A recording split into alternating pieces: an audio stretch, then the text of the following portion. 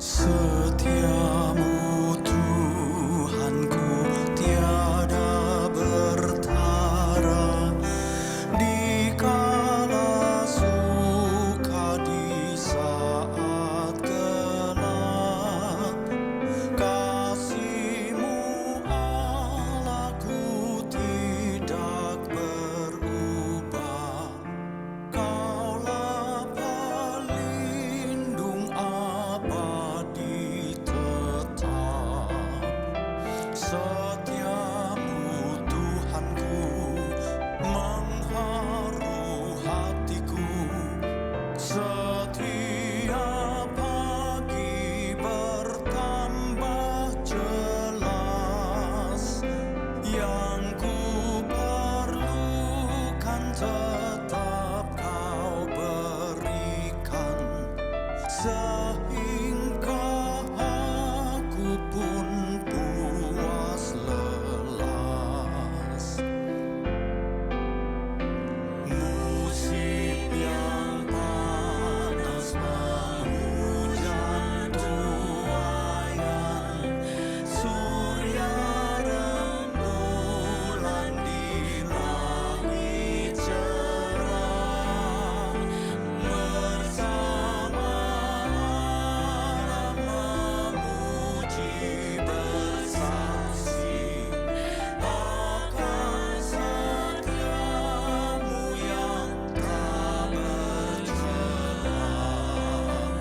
Setiamu Tuhanku membaru hatiku.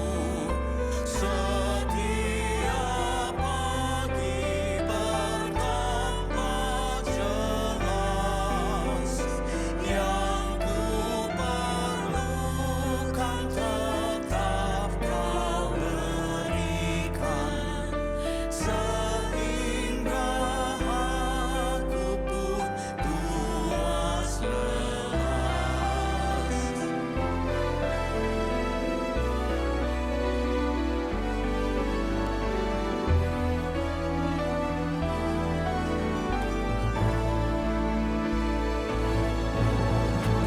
Great is Thy faithfulness, great is Thy faithfulness. Morning by morning, new mercies I see. All I have needed, Thy hand hath provided. Great is Thy faithfulness, Lord, unto me. Great is Thy faithfulness, great is Thy faithfulness, great is Thy faithfulness,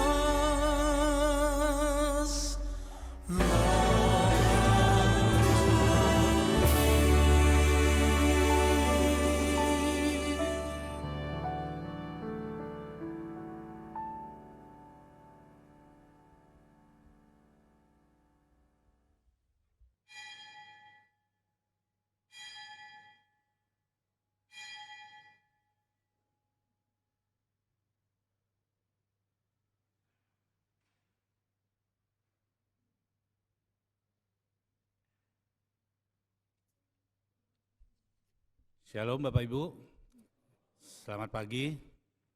Senang kita boleh beribadah di Gereja Kristus Ketapang pada pagi hari ini. Apakah ada di antara Bapak Ibu yang baru pertama kali hadir? Mohon bangkit berdiri atau mengangkat tangannya agar kami dapat mengenalnya dengan lebih baik. Baik, belum ada. Terima kasih. Firman Tuhan pada kebaktian hari ini disampaikan oleh Pendeta Emeritus Denny Olden Frans dari Gereja Kristus Ketapang, Pos Kelapa Gading. Majelis Jemaat mengucapkan terima kasih atas pelayanannya. Juga kepada tim yang melayani dalam ibadah hari ini, Tuhan memberkati pelayanan kita bersama. Ada dua penekanan warta pada hari ini. Yang pertama, sakramen baptisan anak di Gereja Kristus Ketapang Pusat akan dilaksanakan pada kebaktian umum Minggu tanggal 3 November 2024 yang akan dilayani oleh Pendeta Hilton Tantra. Pembinaan wajib bagi orang tua diadakan 2 kali pertemuan. Yang keduanya harus dihadiri oleh orang tua tersebut. Yang pertama, dengan pendeta diadakan pada hari Kamis yang akan datang, tanggal 10 Oktober 2024, jam 18.30. Yang kedua, pada Blessed Family Fellowship pada hari Minggu, tanggal 13 Oktober 2024, jam 13.00 di Aula Yakobus. Bagi orang tua yang akan membaptis anaknya, dapat segera mendaftar dengan mengisi formulir yang tersedia di kantor gereja, atau dapat mengunduh melalui link yang tercantum pada slide. Yang kedua, merasakan tantangan dan takut saat membesarkan buah hati, terkadang merasa bingung dalam membagi peran atau malah merasa kewalahan. Dalam seri parenting kali ini, kita akan belajar bersama tentang bagaimana parenting is hard work. Lewat sesi ini, ayah dan bunda akan dibekali dengan prinsip-prinsip penting dalam mendidik anak, tanpa melupakan cinta dan kesabaran. Mari Bapak Ibu, siapkan hati untuk belajar bersama bagaimana menjadi orang tua yang lebih solid dan penuh cinta di Blessed Family Fellowship pada minggu depan tanggal 13 Oktober 2024 jam 12.30 sampai jam 15.00. Bertempat di Aula Yakobus dengan pembicara Ibu Susana Setiawan. Makan siang dan kelas anak disediakan. Segera daftar pada link yang tersedia. Bapak Ibu, silakan memperhatikan penekanan warta pada tayangan slide setiap kali sebelum ibadah. Dan warta jemaat lengkap dalam bentuk digital terdapat pada mobil apps Gereja Kristus Ketapang. Selamat beribadah, Tuhan memberkati kita.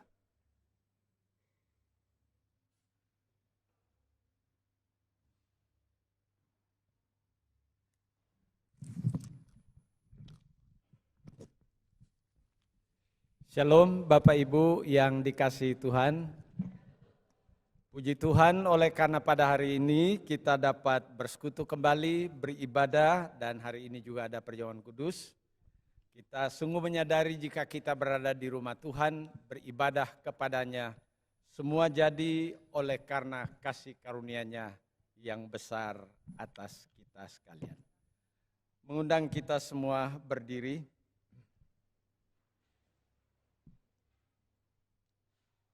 Marilah kita beribadah dengan kesadaran dan pengakuan yang sungguh-sungguh seperti seruan yang tertulis dalam Ibrani pasal 4 ayat 14-16.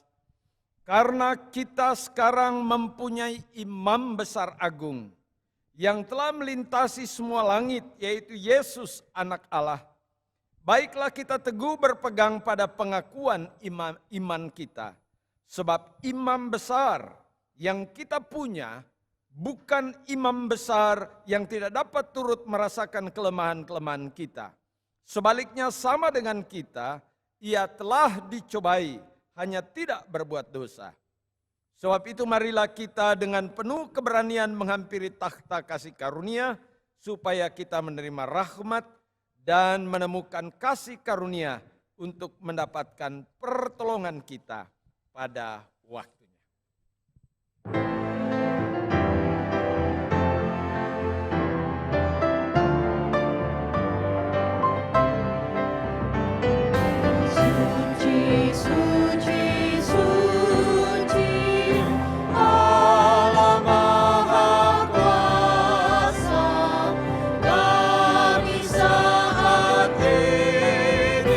Menaikkan pujian.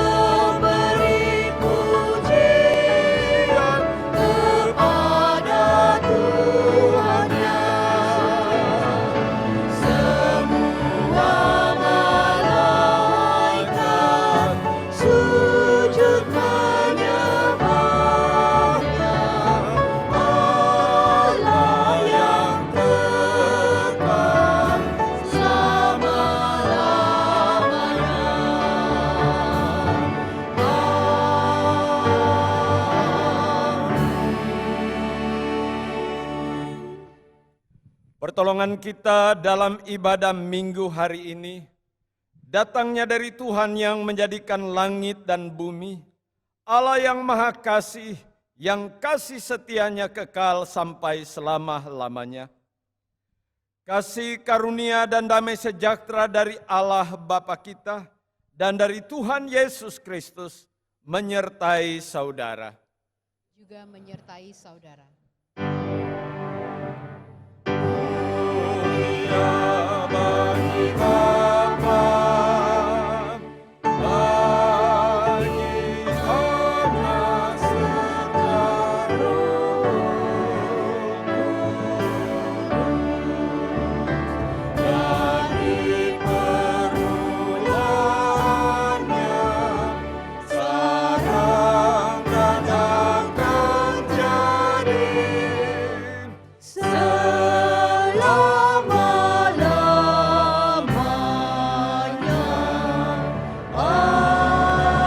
Amin. Silakan duduk Bapak Ibu.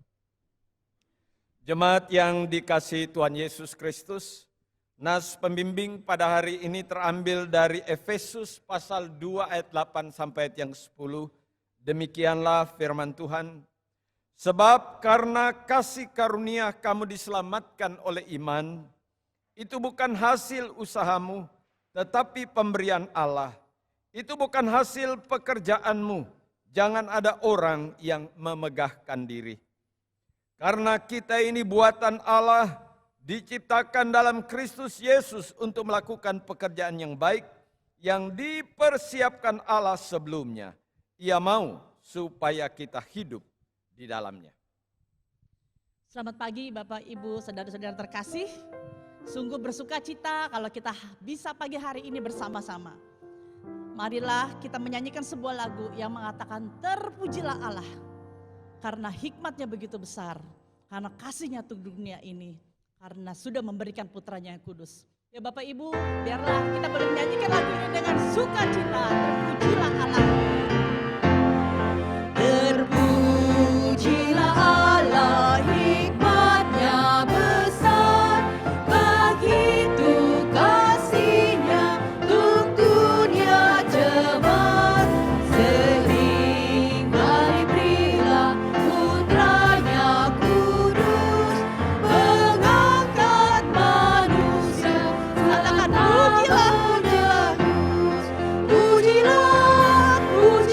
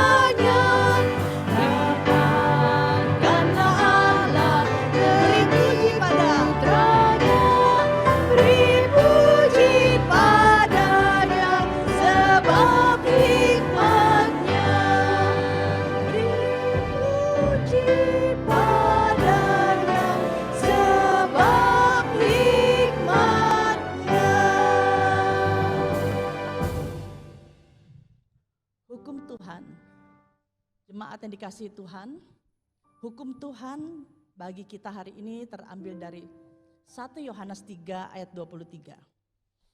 Dan inilah perintahnya itu, supaya kita percaya akan nama Yesus Kristus, anaknya, dan supaya kita saling mengasihi sesuai dengan perintah yang diberikan Kristus kepada kita. Jemaat yang dikasihi Kristus, Tuhan sudah mati bagi dosa saya dan saudara. Mari kita nyanyikan lagu yang berjudul Dosa Sudah Dihapuskan Meskimu Dosamu Besar. Lagu ini terus berulang-ulang dinyanyikan. Biarlah kita boleh merendahkan hati kita di hadapan Tuhan sambil menyanyikan lagu ini.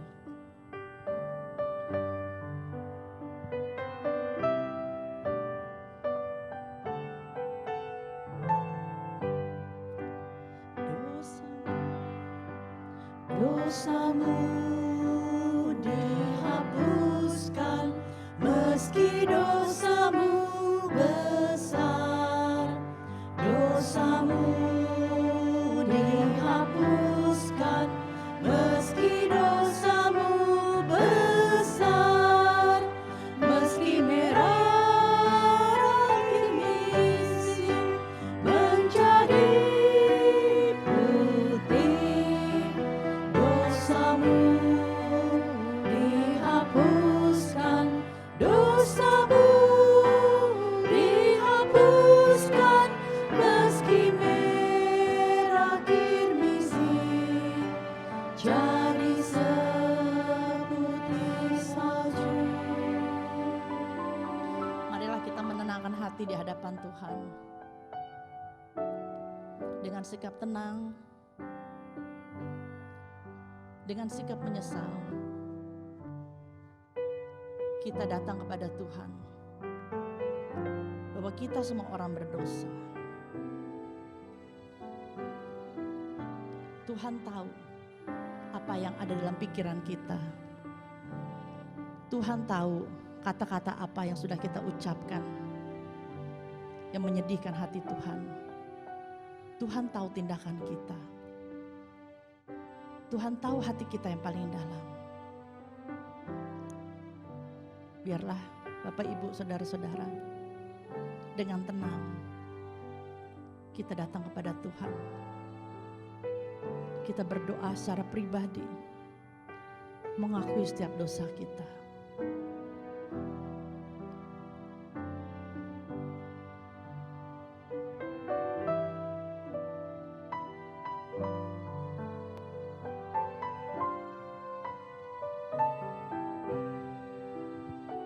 Dengarlah suara Yesus yang memanggil padamu.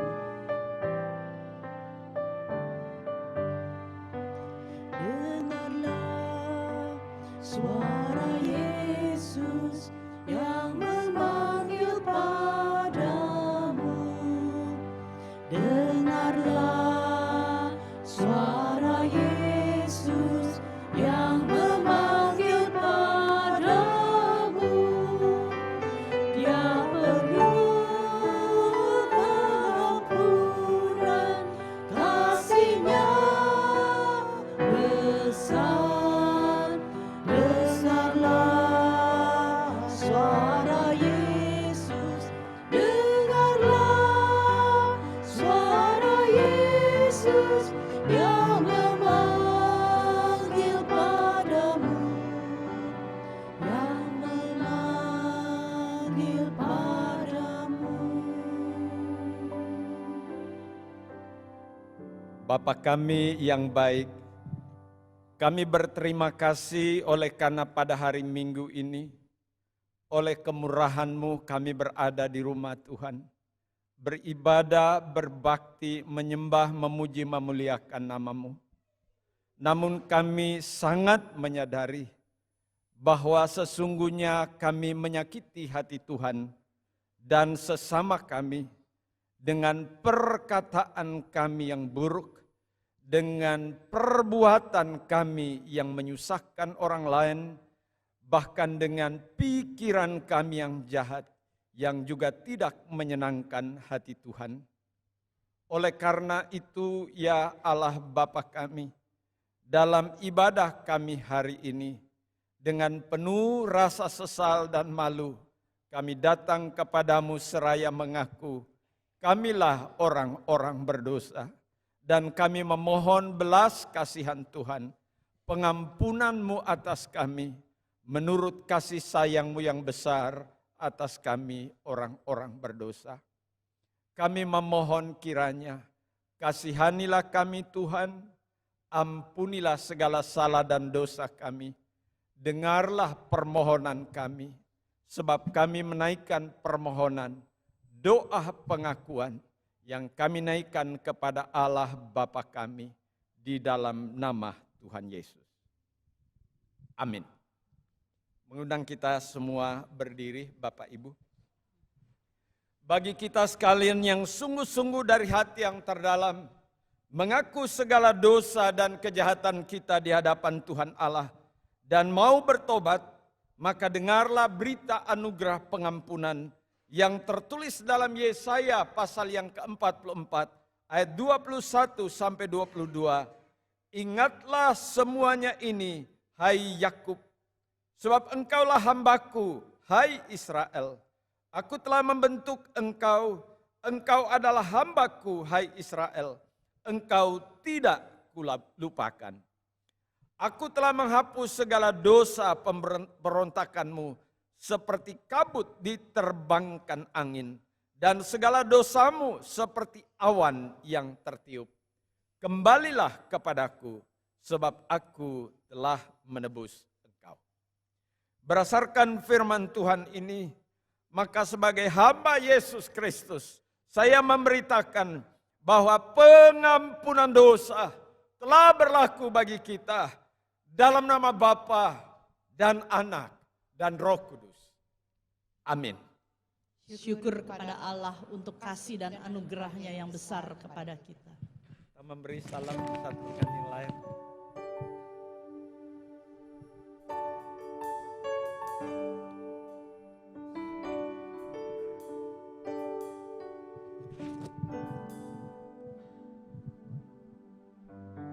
Bapak Ibu yang terkasih dalam Tuhan, banyak di dunia ini orang mencari sebuah kebenaran. Tapi ternyata kebenaran itu tidak merdekakan mereka. Malah kebenaran itu mengikat mereka, bahkan masuk lagi jauh ke dalam dosa. Tapi kita sungguh bersyukur pada pagi hari ini bahwa kita sudah dimerdekakan oleh Tuhan. Kita sudah dibenarkan oleh Tuhan.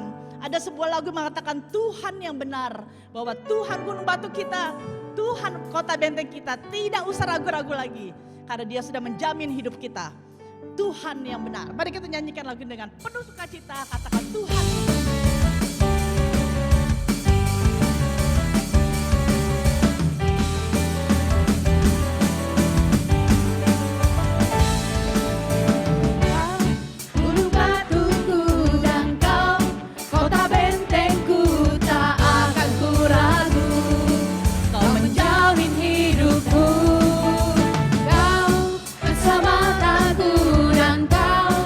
Membela ku tak akan ku takut.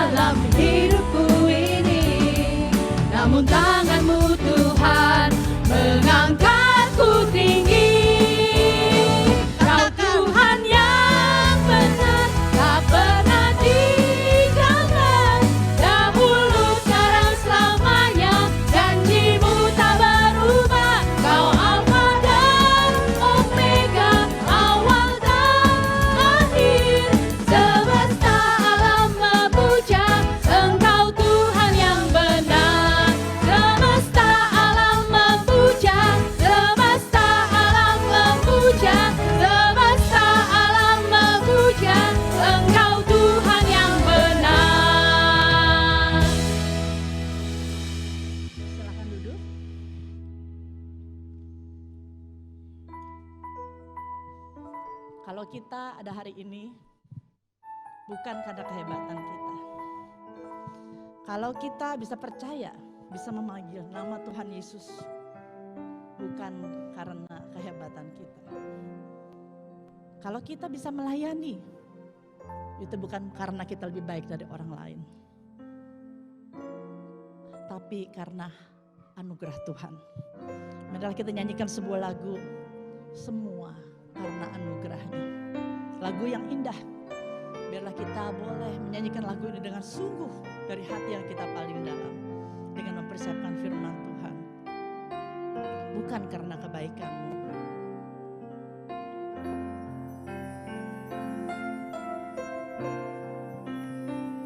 Bukan karena kebaikanmu, bukan karena fasilitasmu, bukan karena kekayaanmu. Kau dipilih, kau dipanggilnya. Bukan karena kecakapan. Bukan karena kecakapan. Bukan juga karena baik rupamu. Bukan karena baik rupamu. Bukan karena kelebihanmu. Kau dipanggil, kau dipakainya. Bila engkau dapat karenanya, Bila engkau dapat, itu karenanya. Bila engkau punya semua daripadanya, semua hanya anugerahnya. semua karena anugerahnya diberikannya pada kita. Semua anugerahnya bagi kita. Bila engkau dipakainya,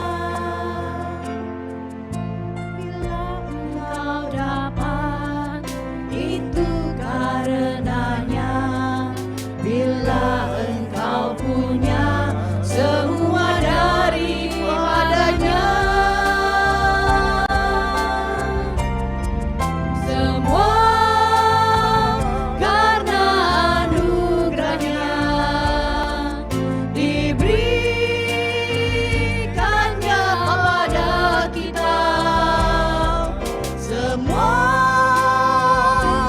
anugerahnya bagi kita. Bila engkau dipakainya.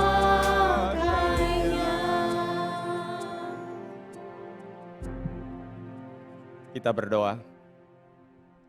Bapa kami berterima kasih kepadamu ya Tuhan Allah kami. Kemurahan-Mu, anugerah-Mu lah yang menjadikan kami anak-anak-Mu berhimpun bersama. Di rumah Tuhan, di tempat ini, kami berbakti, memuji, memuliakan Engkau. Tibalah waktunya bagi kami akan membaca firman Tuhan dan merenungkannya bersama-sama. Kami memohon kiranya Roh Kudus menolong kami untuk memahami, mengerti, menyambut dengan sukacita kebenaran yang akan kami baca dan renungkan bersama. Kami mengingat apa yang dikatakan oleh Tuhan Yesus. Tiap kali benih firman Tuhan ditaburkan, ada kuasa yang lain, ada pikiran yang lain yang sia-sia, yang mencoba memalingkan perhatian kami dari firman. Oleh karena itu dengan iman kami menolak dalam nama Yesus. Sebab kami rindu hati kami, pikiran kami, akal budi kami, bahkan perasaan kami. Kami bawa dengan rendah hati, seteduh-teduhnya untuk sama-sama menyambut firman.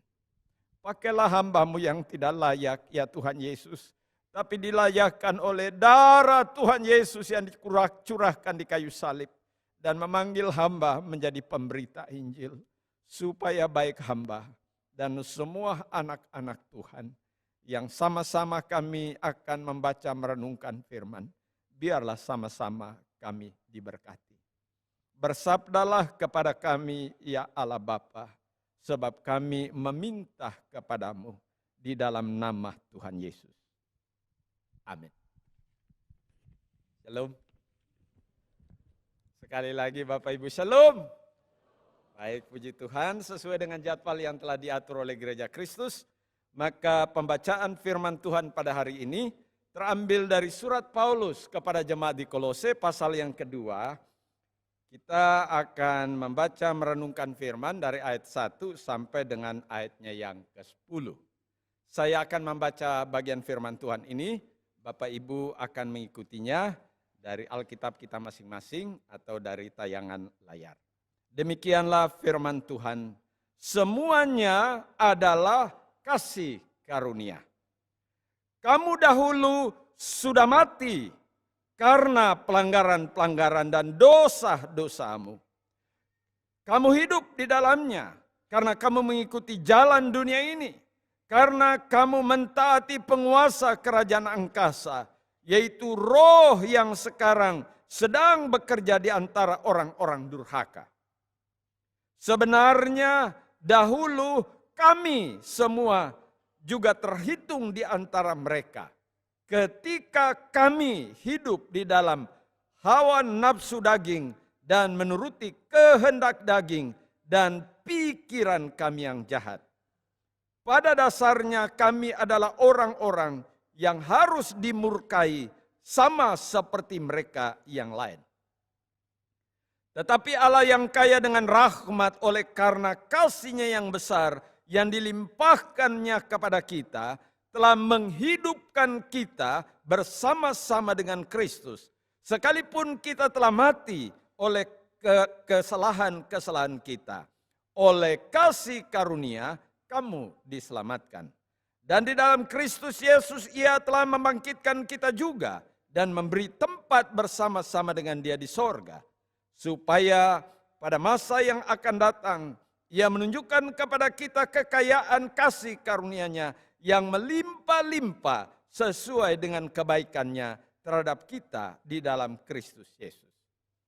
Sebab karena kasih karunia kamu diselamatkan oleh iman, itu bukan hasil usahamu, tetapi pemberian Allah. Itu bukan hasil pekerjaanmu. Jangan ada orang yang memegahkan diri. Karena kita ini buatan Allah, diciptakan dalam Kristus Yesus untuk melakukan pekerjaan baik yang dipersiapkan Allah sebelumnya. Ia mau supaya kita hidup di dalamnya. Sedemikian jauh pembacaan Alkitab firman Tuhan.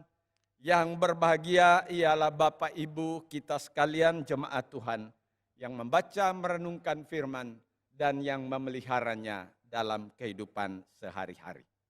Tema yang diberikan oleh Gereja Kristus ialah pemberian, bukan usaha sendiri. Pemberian, bukan usaha sendiri. Nah Bapak Ibu, sebelum kita merenungkan bagian firman Tuhan ini, saya ingin mengajak kita sejenak untuk melihat hal-hal yang ada di belakang dari nas ini. Yang pertama Bapak Ibu, surat Efesus, surat Filipi, surat Kolose, ya, dan juga surat Filemon, bisa ditayangkan di layar, ya, adalah surat yang dikenal oleh gereja, dikenal oleh orang percaya sebagai surat yang ditulis dari penjara. Oleh karena apa? Oleh karena keempat surat itu secara jelas menuliskan bahwa ketika Paulus menulis surat ini, ia berada di penjara. Misalnya kalau Bapak Ibu membaca Kolose pasal yang keempat, ayat yang ketiga, ya, di sana dikatakan, berdoalah juga untuk kami, supaya Allah membuka pintu untuk pemberitaan kami, sehingga kami dapat berbicara tentang rahasia Kristus, yang karenanya aku dipenjarakan. Begitu juga dalam surat Efesus pasal 3 ayat yang pertama.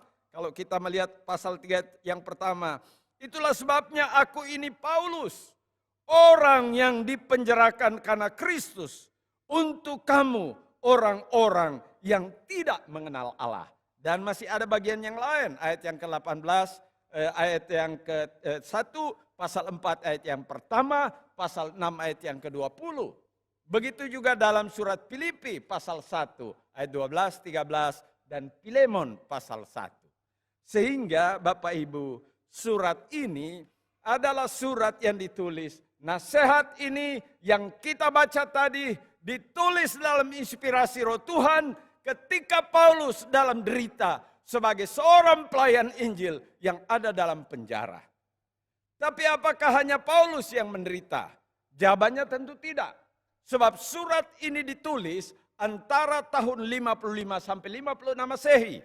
Dan kalau surat itu ditulis antara tahun itu, ya slide berikutnya, itu berarti yang berkuasa pada tahun itu jelas sekali adalah Kaisar Nero.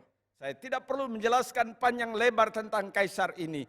Kita tahu persis kejahatan yang dilakukan Kaisar ini kepada jemaat Tuhan.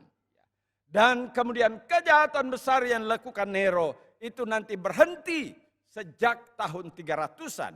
306 sampai 337 ketika seorang kaisar bangkit yang bernama Konstantinus yang kemudian dikenal dengan sebutan Konstantinus Agung. Next slide.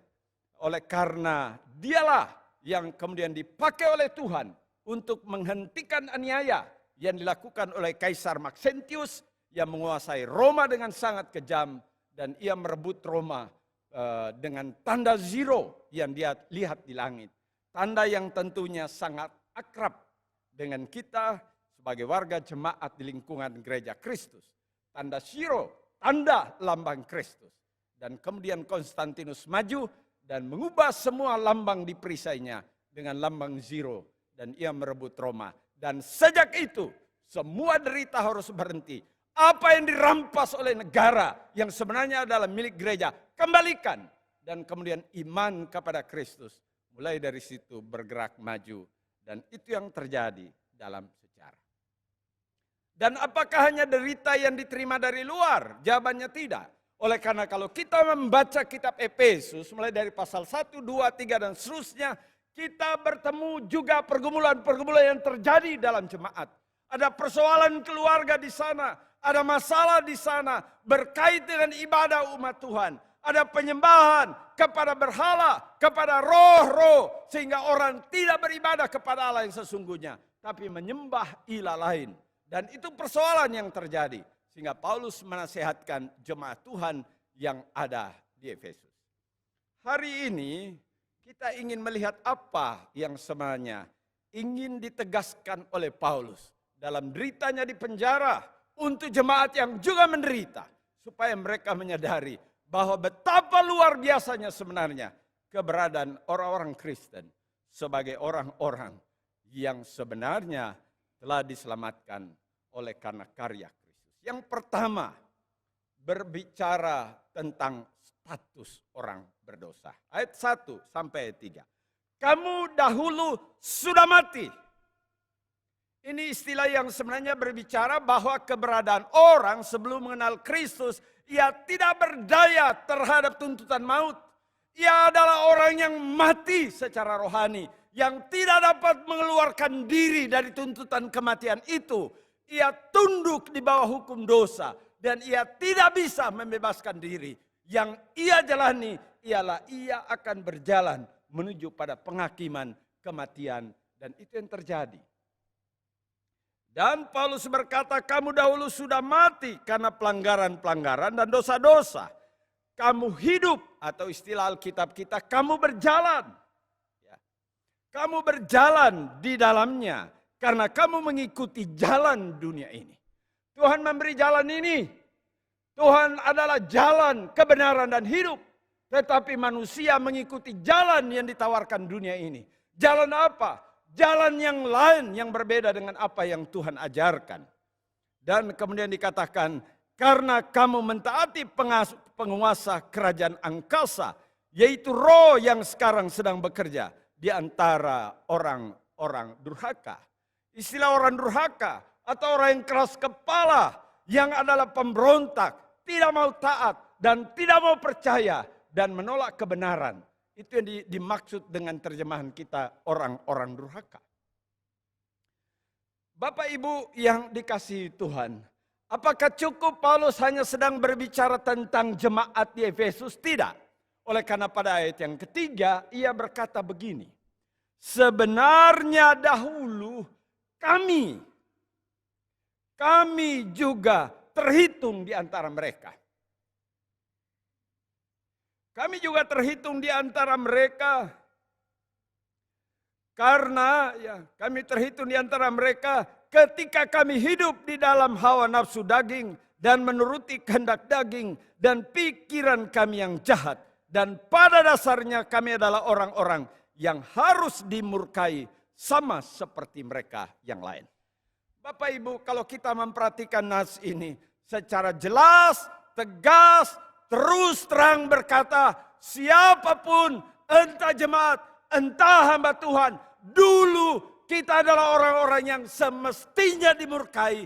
Kita ada di bawah kutuk maut dan kita tidak bisa keluar dari kutuk maut itu selain kematian kekal yang mengancam kita. Itu status kita sebagai orang berdosa. Bapak Ibu, sejak pemberontakan Adam dan Hawa di Taman Eden, manusia kemudian dikatakan semua manusia telah berbuat dosa dan telah kehilangan kemuliaan Allah. Artinya apa?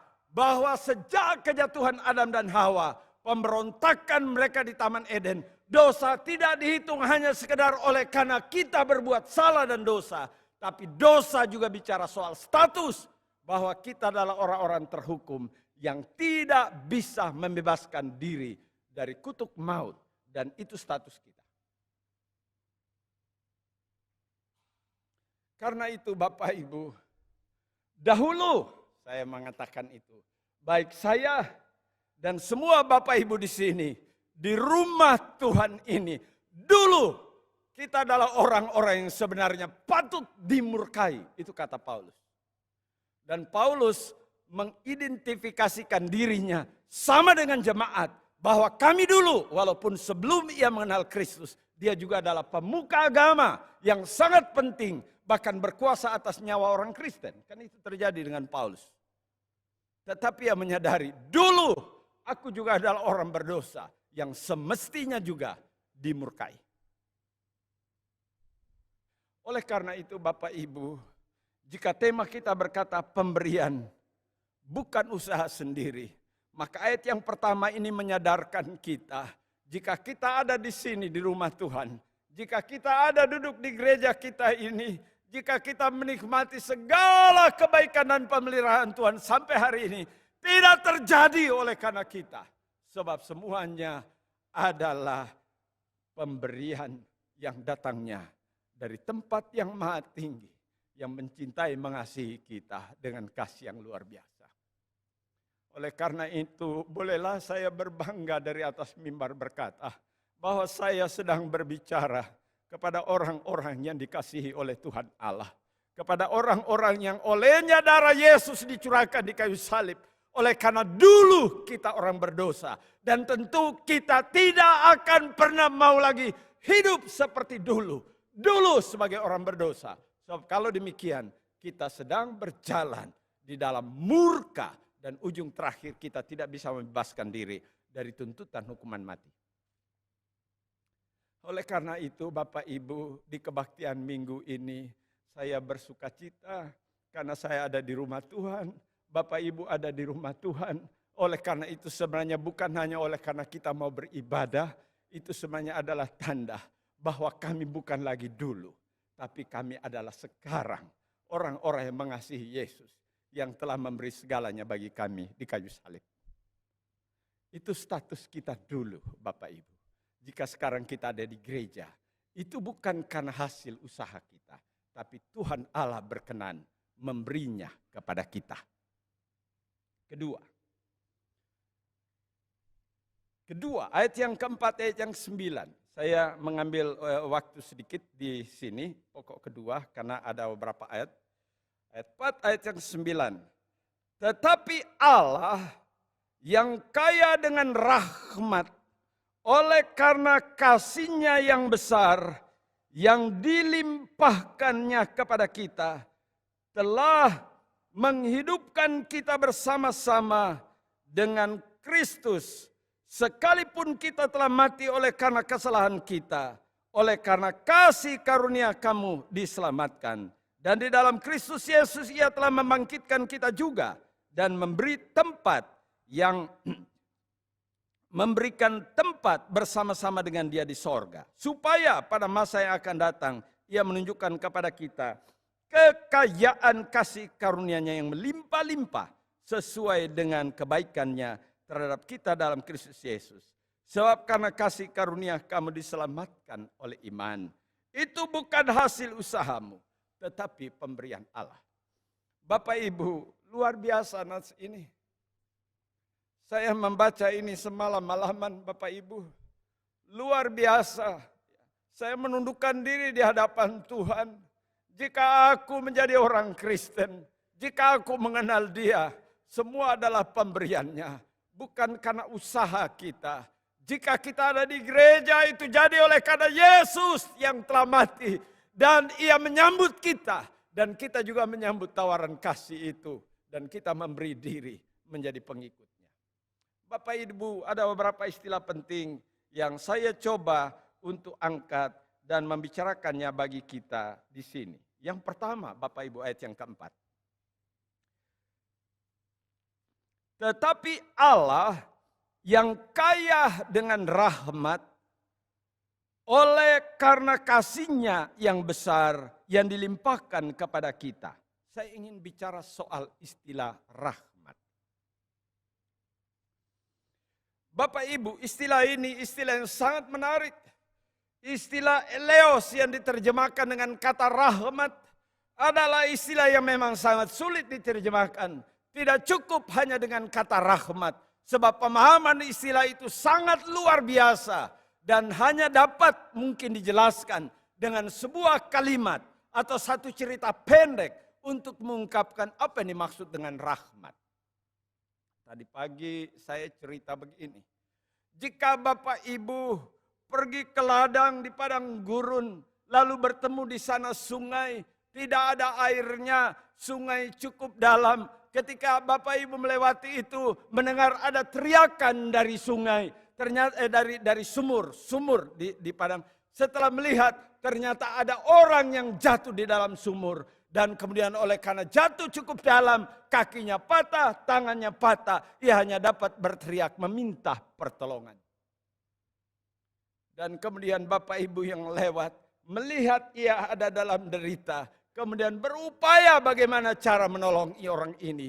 Mencari tali, mengikat di batang pohon. Kita bersedia menanggung resiko apapun yang terjadi. Kita turun ke dalam sumur, mengikat orang ini, kita naik ke atas dan kemudian kita menarik dia naik. Kita menanggung segala resiko untuk turun oleh karena kita rindu. Ia yang tidak berdaya supaya dapat ditolong. Rahmat sebenarnya sedang berbicara, ada yang mengambil tempat di derita kita supaya kita yang menderita keluar dari derita itu. Itu rahmat. Dan itulah yang telah dikerjakan oleh Kristus di kayu salib. Dialah yang mengambil tempat derita di kayu salib. Supaya kita yang seharusnya menderita dibebaskan dari derita itu. Karena ia menanggungnya bagi kita. Itulah sebabnya disebut. Tetapi Allah yang kaya dengan rahmat. Oleh kasih-Nya, ini istilah agape yang besar, yang dilimpahkannya kepada kita setelah ia menghidupkan kita bersama-sama dengan Kristus. Sehingga Bapak Ibu, jika kita menjadi anak Tuhan, percaya kepada Kristus, itu tidak bisa dilepaskan oleh karena ada rahmat besar dari Allah Bapa atas orang-orang berdosa. Dan kemudian kitalah orang-orang yang menerima rahmat itu. Dan kemudian kita mengaku Dia, menyambut Kristus. Dan kita beribadah seperti pada hari ini. Hari ini ada perjamuan kudus. Perjamuan yang dilakukan untuk menolong kita. untuk selalu mengingat akan kasih yang dikerjakan oleh Kristus kayu salib demi kita. Oleh karena rahmat Bapa itulah, maka kita beribadah hari ini. Istilah yang berikutnya adalah istilah kasih karunia. Istilah ini diulang berkali-kali dalam pembacaan kita dari ayat yang keempat, ayat 5, 6, 7 sampai ayat yang ke-8. Kasih karunia. Istilah yang sangat penting yang muncul dalam Alkitab berbicara soal kasih karunia. Dari istilah Alkitab kita, dari istilah Yunani, charis, yang kemudian dalam bahasa Alkitab, dalam bahasa Inggris terjemahkan dengan grace. Dalam bahasa Latin, Alkitab bahasa Latin terjemahkan dengan gratia. Yang dalam bahasa Indonesia kita mengenal dalam konsep hukum, itulah istilah grasi. Jika begitu Bapak Ibu, sebenarnya kita dapat memahami jika bukan oleh karena usaha kita, tapi oleh karena pemberian, maka istilah ini berbicara dengan sangat jelas. Kita menjadi anak Tuhan, kita menjadi orang yang diselamatkan, bukan hasil upaya kita dan usaha kita, tetapi itu pemberian Allah. Pemberian yang seperti apa? Kalau begitu kita memahami istilah grace ini, istilah charis ini, istilah grasi ini. Sebab dari sanalah kita dapat memahami apa yang dimaksud dengan pemberian itu.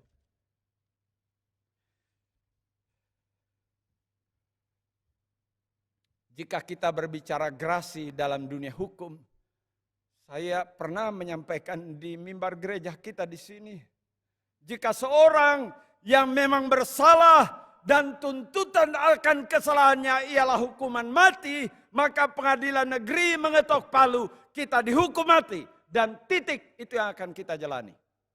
Orang ini kemudian naik banding ke pengadilan tinggi memutuskan, memeriksa semua berkasnya, dan kemudian pengadilan tinggi mesahkan keputusan pengadilan negeri. Memang Anda harus dihukum mati, dan hukuman mati itu yang harus dijalani.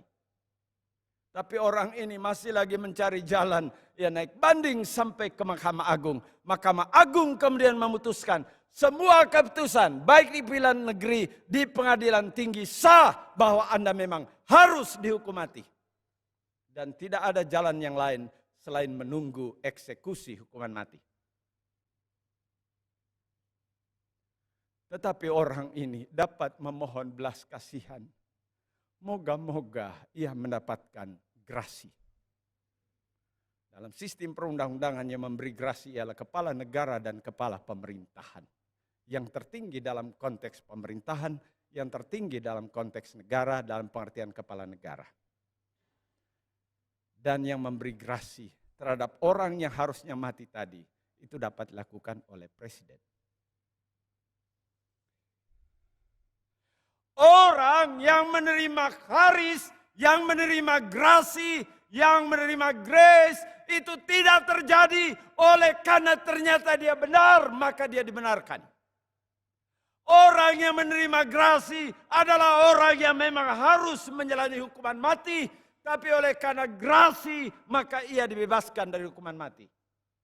Ia benar, ia dibenarkan bukan karena ternyata ia benar. Ia dibenarkan oleh karena grasi, maka ia bebas dari tuntutan hukuman mati. Bapak Ibu, itulah sebenarnya kita. Maka betapa bernilainya pemberian itu.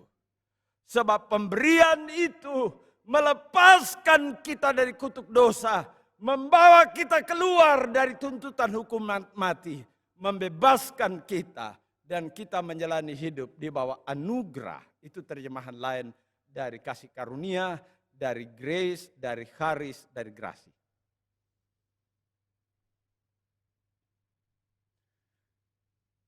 Oleh karena itu Bapak Ibu, jika kita menghadiri ibadah dan kita diundang oleh Tuhan untuk ikut ambil bagian dalam perjamuan kudus, itu semua terjadi bukan karena kita luar biasa, tapi karena Tuhan Allah mengasihi kita.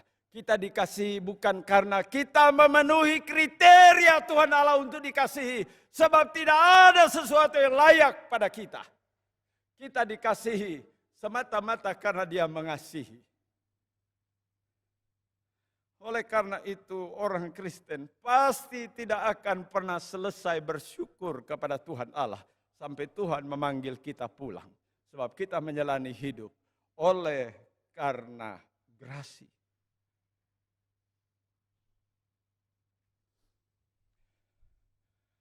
Jika begitu Bapak Ibu, semua orang yang ada di depan, di belakang, di kiri, di kanan dari Bapak Ibu adalah sebenarnya orang-orang berharga.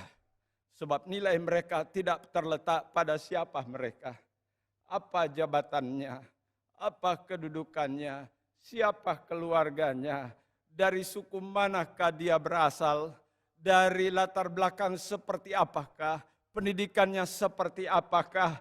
Dengarkanlah bahwa nilai kita yang telah menerima grasi, siapapun kita, nilainya terletak pada anak Allah yang telah mencurahkan nyawa, memberikan nyawa dan mencurahkan darahnya bagi kita di kayu salib. Karena itu Bapak Ibu, dapatlah saya berkata bahwa saya sedang berbicara di depan orang-orang terhormat, oleh karena mereka adalah milik kepunyaan Tuhan Allah yang ditebus dengan mahal. Sebab untuk kita dan kita berada di rumah Tuhan ini, itu terjadi oleh karena Yesus menebus kita. Istilah menebus, istilah dagang, yang dia menjadi ganti supaya kita bisa dibebaskan. Karena itu Bapak Ibu, mari kita ikut Tuhan sepenuh hati. Oleh karena harga yang dibayar untuk Bapak Ibu dan saya, sehingga kita menjadi pengikut Kristus atau Kristen, itu nilainya luar biasa. Karena nilainya adalah Tuhan Yesus itu sendiri. Karena itu Bapak Ibu, sebenarnya kita adalah orang-orang yang seharusnya dimurkai, kata Paulus. Tetapi kita menerima grasi. Menerima grasi pun bukan oleh karena ada sesuatu yang baik yang dipertimbangkan pada kita supaya kita lolos dari kematian. Tapi semata-mata oleh karena kasih-Nya yang besar atas kita orang-orang berdosa. Lalu coba perhatikan Bapak Ibu ayat yang ke-8. Sebab karena kasih karunia, diulang lagi, kamu diselamatkan oleh iman, itu bukan hasil usahamu tetapi pemberian Allah. Lalu ditegaskan di ayat yang 9, itu bukan hasil pekerjaanmu. Jangan ada orang yang memegahkan diri. Bapak Ibu, jika demikian, Tuhan tidak menilai kita. Apakah kita pinter? Apakah kita punya banyak harta? Apakah kita dari orang terhormat? Tapi Tuhan menilai kita orang berdosa. Itu telah menerima kemurahan-Nya, haris dan anugerah itu. Dan letak nilainya itu pada anaknya yang terpaku di kayu salib. Itulah sebabnya orang Kristen pasti tidak akan pernah memegahkan diri dengan seluruh keberadaannya. Bahwa tidak ada orang yang lebih baik dari orang lain. Tidak ada anggota jemaat yang lebih pintar dari anggota jemaat yang lain dalam pengertian hubungan rohani ini. Walaupun dalam realita bicara soal knowledge, bicara soal akal budi, bicara soal kemampuan mengolah nalar dan seterusnya. Ada orang yang lebih dari orang lain. Tapi nilai kita tidak terletak di sana. Nilainya ialah pada Kristus. Karena itu Bapak Ibu, jika ini disadari sungguh-sungguh, maka semua kita sebagai jemaat Tuhan, Bapak Ibu dan saya, Bapak Ibu dan kita semua, bersama-sama sebagai jemaat dan pemimpin gereja, kita akan berjalan bersama dengan sukacita. Karena kita tahu semua orang yang Tuhan tambahkan dan bawa ke gereja bersama-sama dalam persekutuan adalah orang-orang yang nilainya berharga di mata Tuhan. Itulah sebabnya Perjanjian Lama berkata kita itu diibaratkan seperti biji mata Tuhan. Siapa sih yang colok-colok biji matanya di sini? Kan tidak mungkin. Karena begitu berharganya biji mata. Dan Tuhan juga tidak taruh biji mata ini di sini. Soalnya kalau kepentok, pecah biji mata itu. Misalnya di dalam, dilindungi oleh tulang dan semuanya. Karena sangat berharga. Bapak Ibu berharga. Dan nilainya luar biasa. Dan kita tidak dapat membayar kebaikan Tuhan. Itulah sebabnya sampai Tuhan memanggil kita pulang. Kita melakukan apa saja yang dapat kita lakukan. Sebab Tuhan telah memberi segalanya bagi kita. terakhir. Ini saya harus percepat ya Bu ya. Terakhir. Ayat yang ke-10. Saya baca untuk kita. Karena kita ini buatan Allah, diciptakan dalam Kristus Yesus untuk melakukan pekerjaan baik yang dipersiapkan Allah sebelumnya. Ia mau supaya kita hidup di dalamnya. Bapak Ibu, teks ini sedang berkata begini. Dulu, pada waktu Allah menciptakan dunia ini, dikatakan begini, bahwa kita ini buatan Allah. Dulu, ketika Tuhan Allah menciptakan dunia, alam semesta dan segala isinya, dan manusia sebagai mahkota ciptaan, ditempatkan sebagai ciptaan terakhir, setelah segala sesuatu diciptakan untuk menunjang hidupnya. Tapi kemudian manusia memberontak, dan sejak itu kemudian manusia ada di bawah kutuk dan murka Allah. Tetapi Alkitab kemudian berkata dalam rangkaian nas ini, dulu memang kita baik, indah, luar biasa, lalu rusak oleh karena dosa. Apakah kita terus berjalan dalam keadaan itu? Jawabannya tidak. Oleh karena diciptakan kembali di dalam Tuhan Yesus Kristus. Itulah sebabnya dalam pasal 4 ayat 23-24 bicara soal ciptaan baru. Diciptakan baru di dalam Kristus. Diciptakan baru di dalam Kristus. Untuk apa? Itu pertanyaan. Dan Alkitab berkata, diciptakan dalam Kristus Yesus untuk melakukan pekerjaan baik. Yang dipersiapkan Allah sebelumnya. Ia mau supaya kita hidup di dalamnya. Pekerjaan baik. Mulai dari kitab Kejadian, di sana ada amanat budaya. Dan kemudian setelah Yesus menebus dari kutuk dosa, kemudian ia memberikan lagi kepada kita amanat agung. Untuk melakukan kasih, perbuatan baik kepada dunia yang akan binasa ini. Bapak Ibu, tadi pagi saya berbicara sebagai hamba Tuhan yang melayani lingkungan gereja kita. Saya sangat bersyukur. Sebab gereja kita tidak hanya memberi ruang yang indah, yang nyaman untuk kita beribadah. Tapi ada tangan Tuhan yang juga ada, dipersiapkan oleh gereja. Supaya melaluinya kasih Tuhan sampai kepada orang lain. Karena Tuhan mau kita melakukan pekerjaan baik yang telah dipersiapkan Tuhan Allah sebelumnya. Dan Ia mau supaya kita hidup di dalamnya. Itulah sebabnya saya berkata tadi pagi dalam ibadah kita, terima kasih untuk para pendahulu, bahkan para penatua, para majelis pada masa sekarang yang terus berupaya bahwa kita bukan hanya menata ibadah, tapi juga bagaimana pelayanan supaya melalui yayasan-yayasan nama Tuhan Allah diberitakan. Terima kasih untuk semua bantuan, dukungan, support dari Bapak Ibu untuk SKK dalam pembangunan.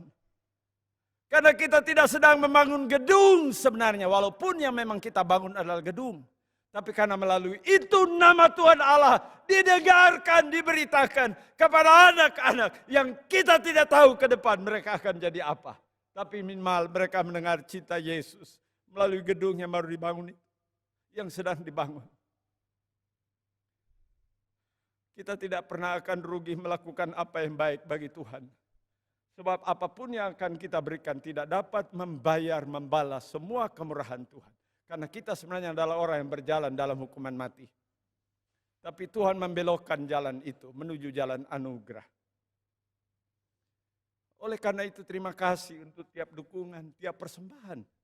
Atau tiap rupiah yang Bapak Ibu berikan untuk pembangunan SKK. Karena itu berharga. Nilainya terletak pada panggilan Tuhan supaya gereja kita melakukan pekerjaan baik. Karena Alkitab tulis demikian. Dan ditegaskan dalam bagian akhir dari nas ini. Ya, Ia mau supaya kita hidup di dalamnya.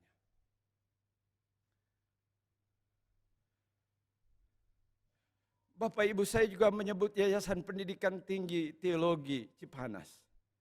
Saya sejak 2016 atau 2017 diutus oleh majelis kita, penatua oleh majelis kita, supaya ikut ambil bagian mengajar di STT Cipanas. Saya masih ingat di sini ada Ibu Vika, ada Pak Dian.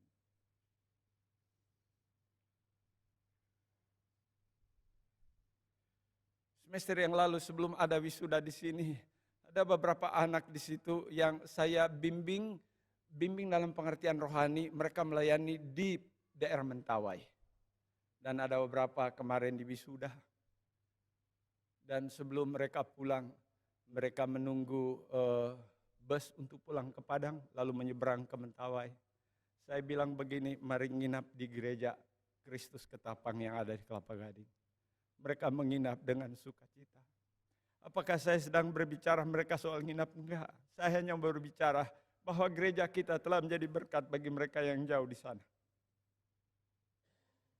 Tidak ada gereja Kristus di sana. Tapi minimal ada alumni STT Cipanas. Siapa mereka? Mereka adalah orang yang dididik oleh karena gereja ini memikirkan jauh ke depan. Dulu, bahkan sampai sekarang. Saya tadi senggol Pak Dian sedikit. Pak Dian, terima kasih. Karena akan dibangun sebuah ruangan khusus.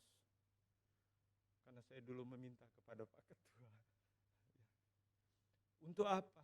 Karena kita ingin melatih anak-anak kita itu. Supaya kemanapun mereka pergi, mereka akan menjadi pemberita Injil. Diperlengkapi dengan semua yang baik. Karena Tuhan mau kita melakukan itu.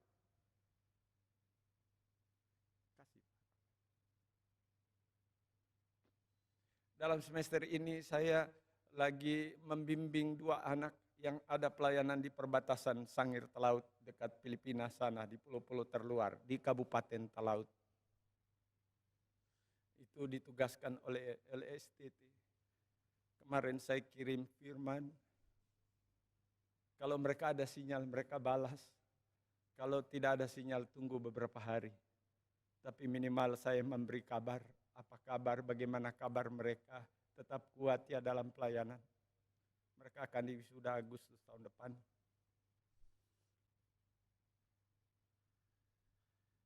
Sama seperti tadi, apakah saya sedang berbicara mereka dari sana? Saya sedang berbicara bahwa oleh anugerah Tuhan, gereja memikirkan perbuatan baik apa yang dapat dilakukan.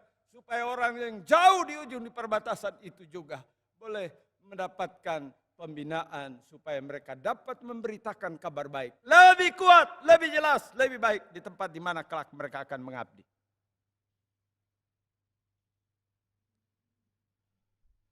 Ada yayasan berkat oleh majelis dan oleh yayasan berkat. Dulu saya pernah diutus ke Papua, ke pedalaman, ke Pegunungan Bintang. Karena ada pembukaan rumah misi di sana. Saya gunting pita Bapak Ibu. Saya waktu turun dari pesawat kecil itu disambut dengan tarian. Lalu ada noken, isinya itu ubi sebesar kepalaku 2 ditaruh di sana. Lalu menyambutnya turun ditaruh di sini. Bapak Ibu, repot sekali saya menahan barang itu tidak jatuh. Karena kepalaku tidak ada rambutnya. Kalau saya begini dia jatuh ke leher, nanti saya kejerat. Kalau saya begini dia jatuh ke belakang. Jadi saya menahan itu barang itu di kepala. Tapi saya bersuka cita. Karena itu adalah ungkapan kasih. Senang oleh karena ada pemberita kabar baik datang ke sana. Saya tidak datang ke sana oleh karena saya. Saya sampai di situ oleh karena gereja ini. Bapak Ibu, kita harus bersyukur gereja kita tidak hanya membawa kita untuk beribadah. Karena gereja kita juga membawa kita supaya kabar baik yang Tuhan kehendaki.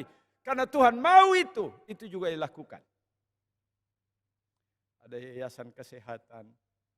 Dan ada Bapak Ibu sekalian yang berbagi kebaikan dimanapun kita diberi tempat oleh Tuhan. Untuk bekerja, untuk melayani di rumah, di kantor, di tempat pekerjaan, dimanapun kita berada.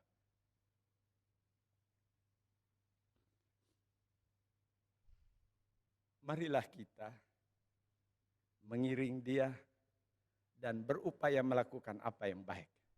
Yang dapat kita lakukan untuk hormat bagi nama Tuhan. Lembaran terakhir. Lembaran terakhir pertanyaannya ialah bagaimana dengan kita? Kiranya Tuhan Yesus memberkati semua Bapak Ibu majelis gereja, semua Bapak Ibu anggota jemaat, semua badan pengurus, semua aktivis, semua kita. Oleh karena Tuhan memanggil kita, oleh karena kasih karunia, dan Ia mau supaya kita melakukan pekerjaan baik. Tuhan Yesus memberkati. Amin. Mari tundukkan kepala, kita berdoa.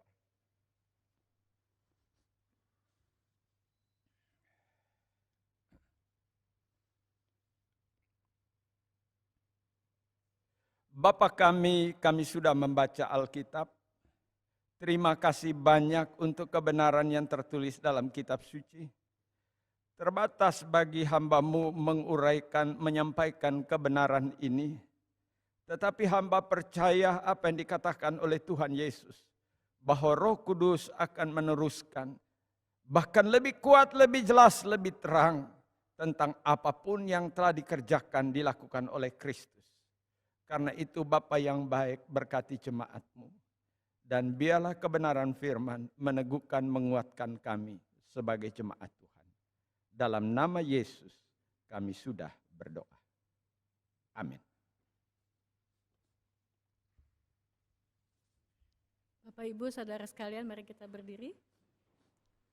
Jemaat yang dikasihi oleh Tuhan Yesus Kristus bersama dengan orang percaya di segala abad dan tempat, marilah kita mengikrarkan pengakuan iman kita dengan berkata, Aku percaya kepada Allah, Bapa yang Maha Kuasa, Khalik langit dan bumi, dan kepada Yesus Kristus anaknya yang tunggal Tuhan kita, yang dikandung dari Roh Kudus, lahir dari anak darah Maria, yang menderita di bawah pemerintahan Pontius Pilatus, disalibkan, mati dan dikuburkan, turun ke dalam kerajaan maut, pada hari yang ketiga, bangkit pula dari antara orang mati, naik ke surga, duduk di sebelah kanan Allah, Bapa yang Maha Kuasa, dan akan datang dari sana untuk menghakimi orang yang hidup dan yang mati. Aku percaya kepada Roh Kudus, gereja yang kudus dan am, persekutuan orang kudus, pengampunan dosa, kebangkitan orang mati, dan hidup yang kekal. Amin. Silakan duduk.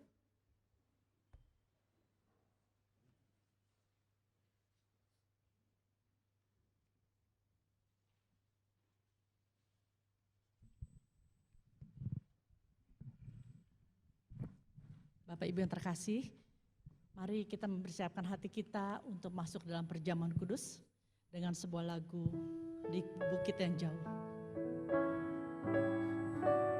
Biarlah kita minta kepada Tuhan untuk mengoreksi hati kita.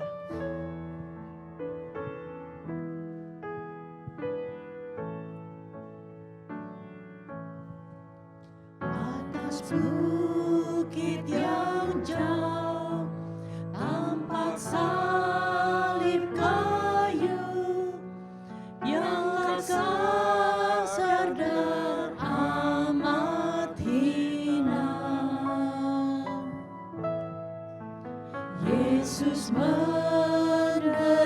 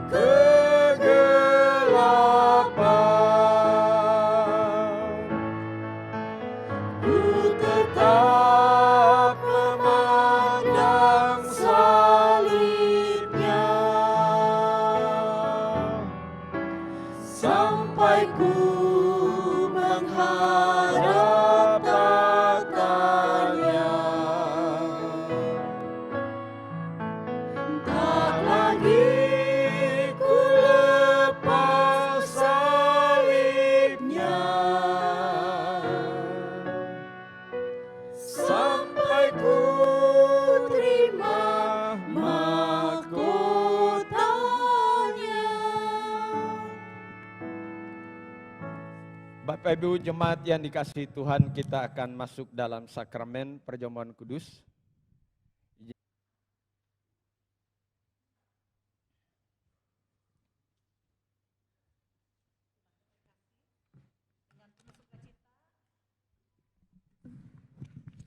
Marilah kita memberikan yang terbaik bagi Tuhan melalui persembahan kita. Firman Tuhan terambil dari Mazmur 50 ayat 23. Siapa yang mempersembahkan syukur sebagai korban, ia memuliakan aku. Siapa yang jujur jalannya, keselamatan dari Allah akan kuperlihatkan kepadanya. Seperti biasa, persembahan ini bisa dilakukan melalui transfer ataupun QR code atau memberikan persembahan melalui kantong kolektor yang diedarkan. Yang persembahan maju ke depan pada hari ini. Ya, mari kita nyanyikan lagu Beri yang Terbaik.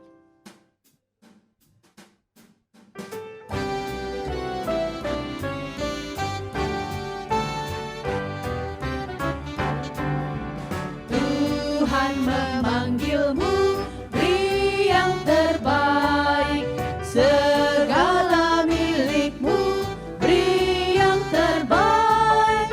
Giatlah bekerja dengan tekun, hanya untuk kemuliaan Allah.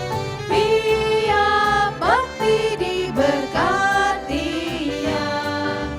Tuhan meminta yang terbaik.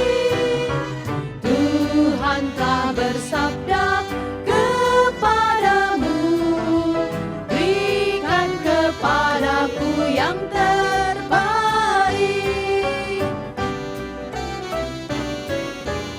Jangan mengharapkan kehormatan. Jangan mengharapkan kehormatan, jangan kau hiraukan godaannya. Tuhan sudah memberi banyak berkat, berikan kepadanya yang terbaik. Tiap bakti diberkatinya. Tuhan meminta yang terbaik.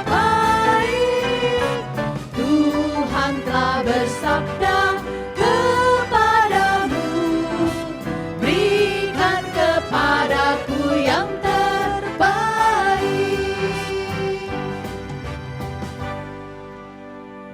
Kita berdoa. Bapa kami berterima kasih sebab oleh karena kemurahan sajalah maka hari ini kami juga dapat membawa persepuluhan bahkan persembahan syukur kami kepada Tuhan. Berkenan kiranya Bapa menerima sebab kami memberi dengan sukacita dan dengan hati yang rela. Biarlah ini berguna menjadi hormat dan kepujian bagi nama Tuhan melalui pelayanan Gereja Kristus Ketapang. Hari ini kami juga menaikkan doa kami untuk bangsa kami. Pada bulan Oktober ini akan ada peralihan kepemimpinan nasional Presiden Joko Widodo kepada Presiden terpilih Prabowo. Dan kami berdoa supaya semua berjalan dengan baik. Menteri-menteri yang akan diangkat untuk membantu Presiden dan Wakil Presiden supaya adalah orang-orang yang tepat, yang berguna untuk bangsa ini. Kami juga berdoa ya Tuhan memohon kiranya Tuhan juga memberkati Gereja Kristus Ketapang dalam seluruh pelayanan. Semua Bapak Ibu jemaat yang hadir, baik secara onsite maupun online, kiranya Tuhan memberkati. Kami hanya rindu menjalani hidup kami. Selama kami masih diberi kesempatan menjalani hidup, kami ingin melakukan apa yang terbaik yang dapat kami beri untuk Tuhan. Terima kasih banyak ya Tuhan, terima kasih. Semua anggota jemaat yang berulang tahun, bahkan terbaring lemah di rumah atau di rumah sakit, kiranya Tuhan memberkati. Obat-obat yang dipakai makan minum menjadi sumber kekuatan dan kesehatan bagi mereka. Jemaat yang hadir dalam ibadah, mungkin ada doa yang dinaikkan kepada Tuhan berhari-hari, berminggu-minggu, berbulan-bulan, bahkan bertahun-tahun. Bapa yang baik, berkenan kiranya menjawabnya bagi jemaat-Mu sesuai dengan kasih karunia yang besar atas kami. Terima kasih banyak Bapa.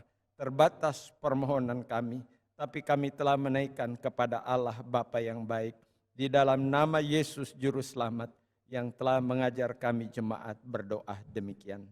Bapa kami di surga, dikuduskanlah namamu, datanglah kerajaanmu, jadilah kehendak-Mu di bumi seperti di sorga. Berikanlah kami pada hari ini makanan kami yang secukupnya, dan ampunilah kami akan kesalahan kami, seperti kami juga mengampuni orang yang bersalah kepada kami. Dan janganlah membawa kami ke dalam pencobaan, lepaskanlah kami daripada yang jahat, karena Engkau yang punya kerajaan dan kuasa dan kemuliaan sampai selama-lamanya. Amin. Fanny Crosby adalah seorang wanita yang matanya buta sejak masih kecil karena infeksi, bahkan dokter tidak dapat menyembuhkannya. Dia tidak bisa melihat apa yang ada di sekitarnya secara fisik, tapi matanya, hatinya tidak buta. Dia mengatakan bahwa aku yakin pada siapa aku percaya dan aku berserah. Aku mengerti mengapa Tuhan telah menyatakan anugerahnya. Tuhan, Bapak Ibu, Tuhan memberikan kita dua mata. Kita bisa melihat di sekitar kita. Kita bisa melihat saudara-saudara kita. Bagaimana dengan mata rohani kita? Apakah kita bisa melihat orang-orang di sekitar kita yang belum kenal Tuhan? Apakah kita bisa melihat saudara-saudara kita yang sedang menangis, meminta pertolongan, mencari jalan kebenaran dalam hidupnya? Biarlah kita melalui lagu ini kita mengatakan, Tuhan, celikanlah mata hatiku, supaya aku bisa melihat, bisa memberikan kasih Tuhan kepada orang di sekitar kita, kepada keluarga kita. Lagu Hanya Ini Aku Tahu. Mari kita berdiri sebagai lagu pengutusan kita. Aku yakin pada siapa aku percaya dan ku berserah. Dia akan menyempurnakan hingga tiba waktunya.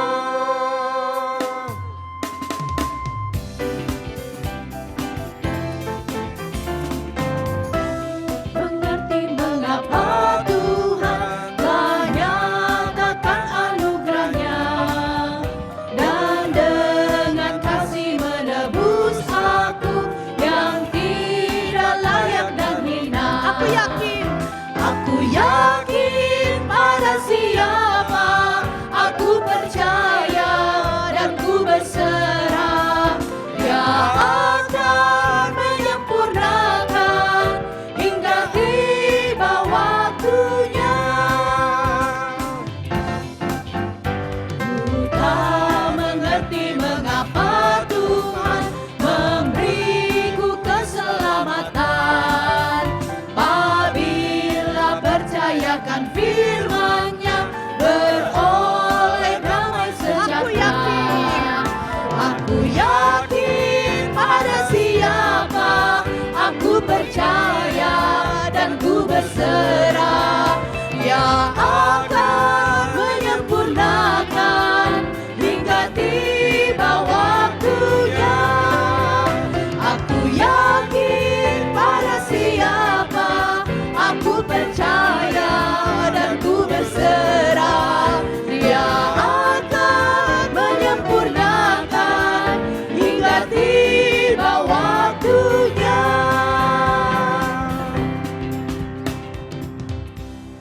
Jemaat kekasih Kristus, pulanglah dengan damai sejahtera, arahkanlah hatimu kepada Tuhan, dan terimalah berkat yang menyertai saudara-saudara sekalian. Tuhan memberkati engkau dan melindungi engkau. Tuhan menyinari engkau dengan wajah-Nya dan memberi engkau kasih karunia. Tuhan menghadapkan wajah-Nya kepadamu dan memberi engkau damai sejahtera. Amin. Kepada Allah dipuji, serta kepada Allah kasih.